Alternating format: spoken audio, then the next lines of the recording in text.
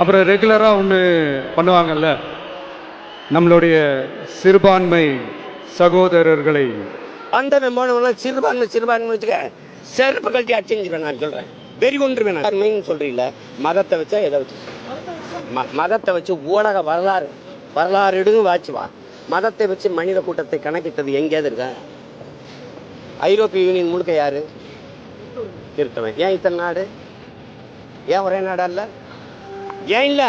ஏன்னா மொழி வழிய தேசிய இனங்கள் நிலங்கள். இந்தியாவில இருந்து பாகிஸ்தான் ஏன் பிரிஞ்சது? பாகிஸ்தான்ல இருந்து பங்களாதேஷ் ஏன் பிரிஞ்சது? அப்ப இதுல இருந்து என்ன தெரியுது? மதத்தை விட சாதியை விட எல்லா அடையாளங்களோட மொழி இனம்தான்.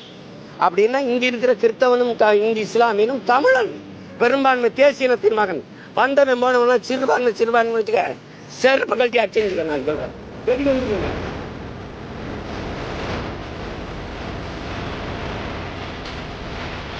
எதுக்கு பேச்சுக்கிற? யார் சிறுபான்மை? இப்படி சிறுபான்மை உலகத்துல மதத்தை வச்சு மதம் மாறிக்கொள்ளக்கூடியது தம்பி. மொழியும் இனமும் மாறிக்கொள்ள முடியாதது. அப்ப மொழி இனத்தில் வச்சுதான் மனித அடையாளத்தை கணக்கிறான் உலகம் பூரா. அவன் நீங்க சிறுபான்மை மொழியினர் இந்த நாட்டை ஆளும்போது